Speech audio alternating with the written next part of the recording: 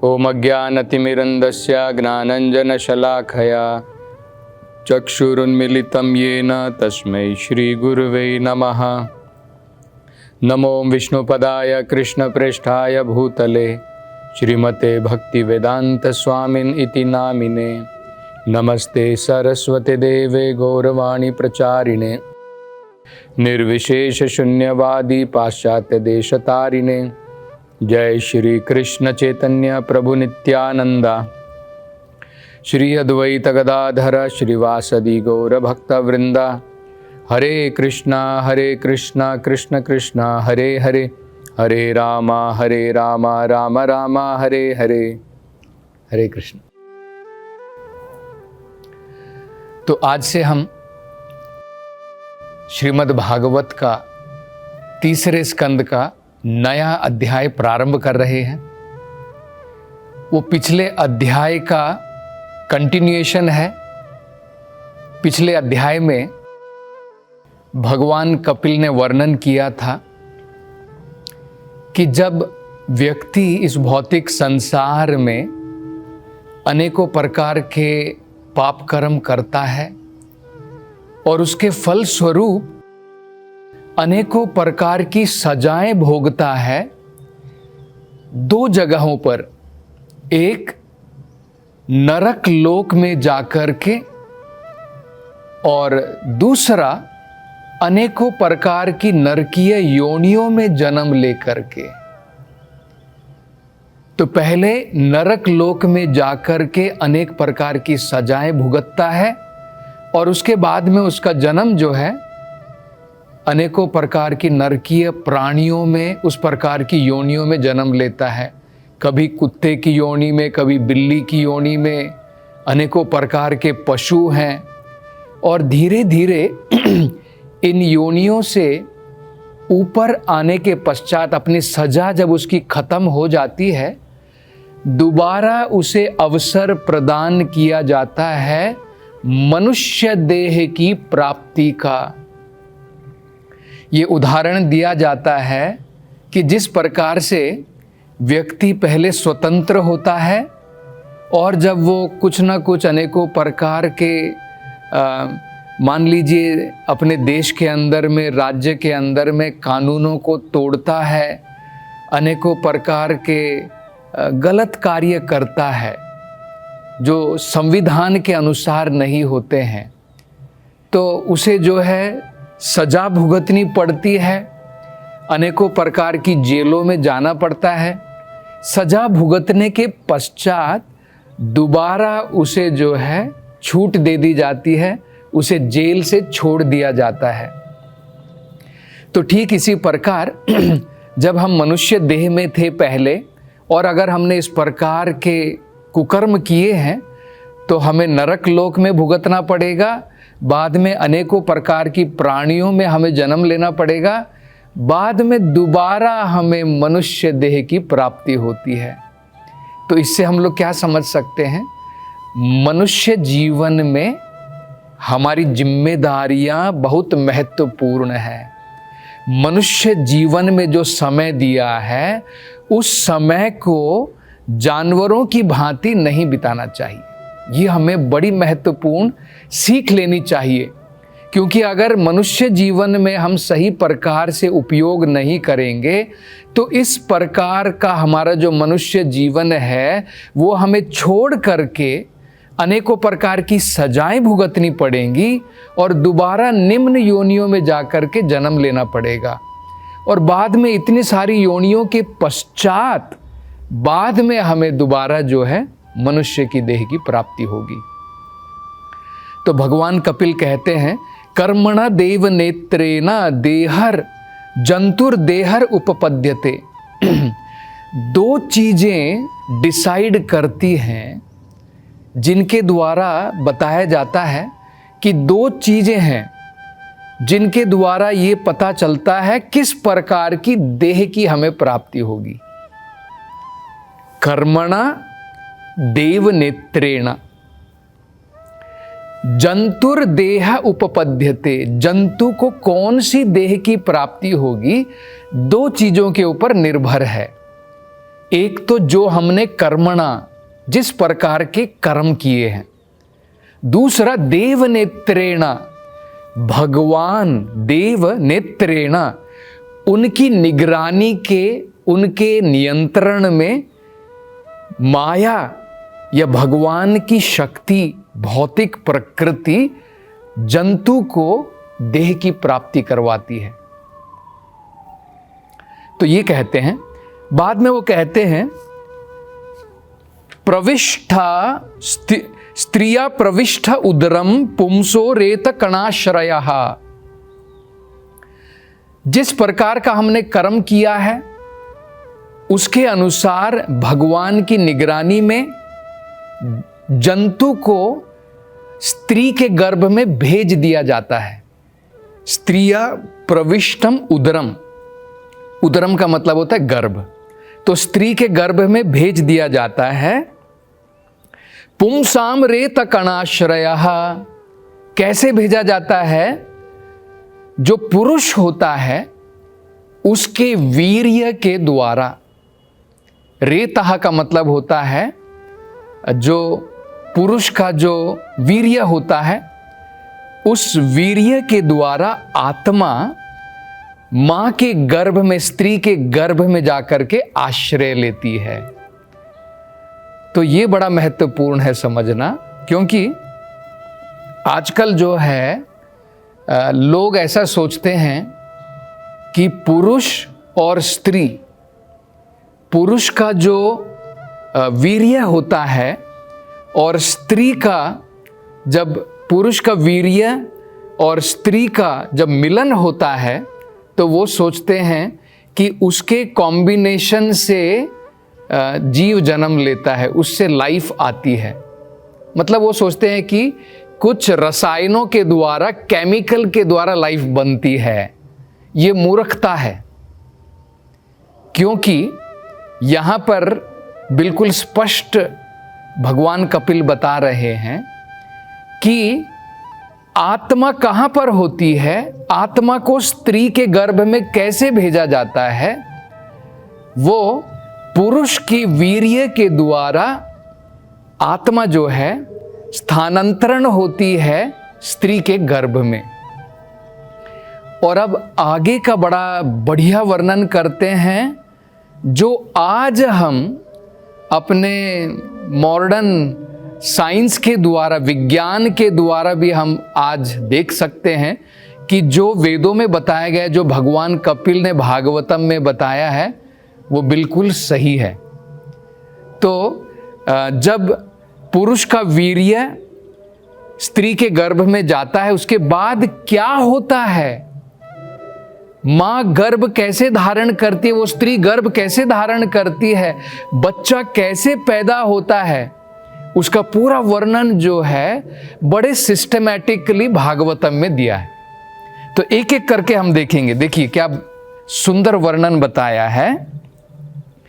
वो कहते हैं सबसे पहले पुरुष का जो वीर्य होता है और मां का, जो स्त्री का जो ओवम जिसे कहते हैं, आपस में वो मिलते हैं।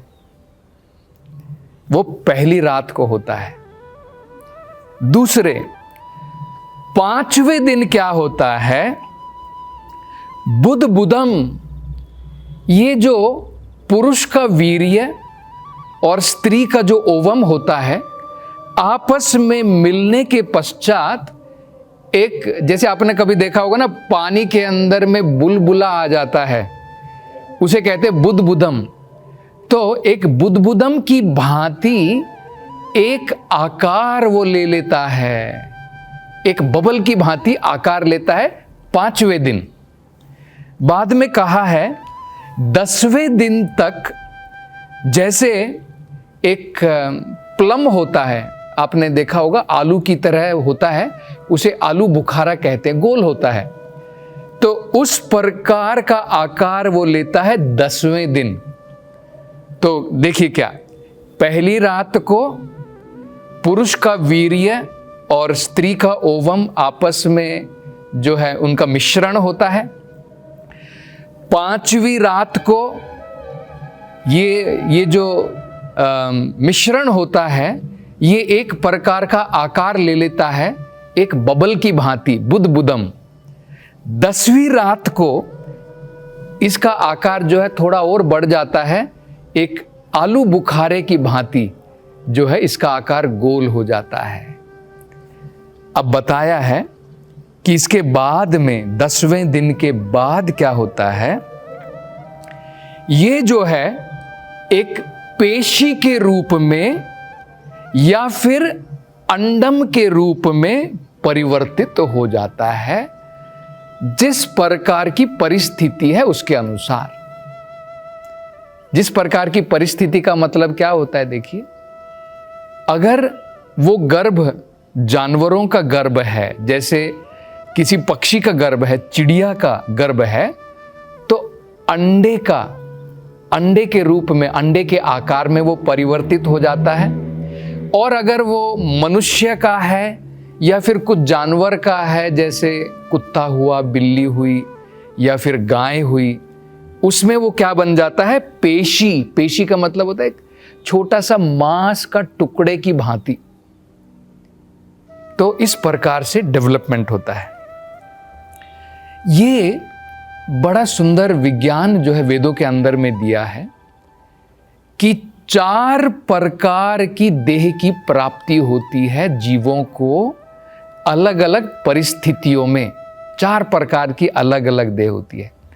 जैसे अगर आत्मा अगर वो पेड़ के शरीर में प्रवेश करती है तो उसका शरीर कहां से आता है, उसका शरीर धरती के द्वारा दिया जाता है। आगे कहा है कि अगर उसका जो है शरीर एक मक्खी की भांति या फिर कुछ जर्म्स जो होते हैं या फिर कुछ छोटे छोटे कीड़े मकोड़े होते हैं, जैसे बेड बग्स होते हैं जिसे हम खटमल कहते हैं, इस प्रकार की जब देह की प्राप्ति होती है तो कहते हैं कि वो पसीने के द्वारा उनको जो है देह की प्राप्ति होती है। तीसरा बताया जाता है कि अंडम, कि अगर वो चिड़िया के शरीर को जो है उसकी प्राप्ति होने वाली है तो उसको अंडे के द्वारा उस प्रकार के शरीर की प्राप्ति होती है। और एक होता है भ्रूण, मतलब जैसे मनुष्य का होता है और या फिर जानवरों में जैसे कुत्ते, बिल्ली या गाय का होता है, तो उसमें जो है वो एक मांस की भांति आकार ले लेता है और धीरे धीरे, जिसे अंग्रेजी में एम्ब्रायो कहते हैं या फिर संस्कृत में भ्रूण कहते हैं, तो उस प्रकार का वो शरीर धारण करता है। अब आगे देखिए भगवान कपिल बताते हैं, और आगे अब बताते हैं ये बच्चा अब कैसे आगे डेवलप होता है।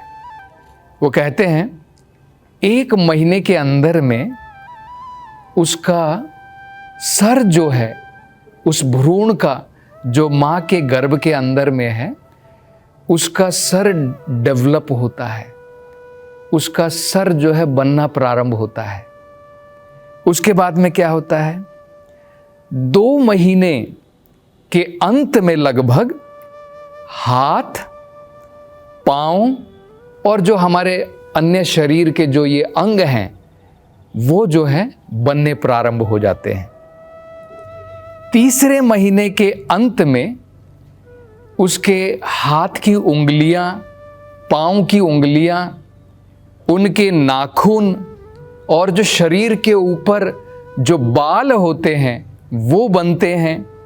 हमारी हड्डियां बननी प्रारंभ हो जाती है, उस बच्चे की हड्डियां बनती हैं और त्वचा भी बननी प्रारंभ हो जाती है। और उसके साथ साथ में कहा है लिंगा, जो पुरुष का जो अंग होता है या जो स्त्री का जो अंग होता है वो भी बनना प्रारंभ होता है। छिद्र, और जो हमारे शरीर के अंदर में अनेकों छेद होते हैं, जैसे आँखें हैं, हमारे नाक है, नासिका है, हमारे कान हैं, हमारा मुख है और हमारा जहाँ से हम मल का त्याग करते हैं एनस, इन सब का भी जो है डेवलपमेंट हो जाता है। ये सब भी बन जाते हैं 3 महीने के अंत तक। और कहा है चौथे महीने में पूर्ण होने तक, लगभग 4 महीने पूर्ण होने तक, जो शरीर के अंदर में आयुर्वेद के अनुसार 7 प्रकार के धातु होते हैं, ये 7 प्रकार के धातु भी बन जाते हैं। ये कौन कौन से हैं देखिए। आपने कभी आयुर्वेद के बारे में अगर सुना होगा तो ये शब्द आपने जरूर सुने होंगे। तो कहते हैं सबसे पहले रस बनता है। हमारे शरीर के बारे में भी बताया जाता है कि हमारा जो खासकर पुरुष के लिए जो वीर्य होता है उसका हमें जो है किसी भी प्रकार से त्याग इस प्रकार से नहीं करना चाहिए। ब्रह्मचार्य का पालन का मतलब ही वो होता है। मन के अंदर में भी हम विचार नहीं करते हैं और शरीर के द्वारा भी वीर्य का त्याग नहीं करते हैं। तो आप जरा समझिए कितना महत्वपूर्ण है ये जब वीर्य बनता है। कैसे बनता है? ये बहुत फाइन है, बड़ा सूक्ष्म है, बड़ी मेहनत के बाद बनता है। कैसे बनता है? सबसे पहले हम जो भोजन खाते हैं उसके द्वारा रस बनता है, उसे रस कहते हैं। उसके बाद रस से रक्त बनता है, दूसरा ब्लड जिसे कहते हैं। रक्त के बाद में मांस बनता है। मांस के बाद में मेधा, फैट जिसे बोलते हैं, वो बनता है।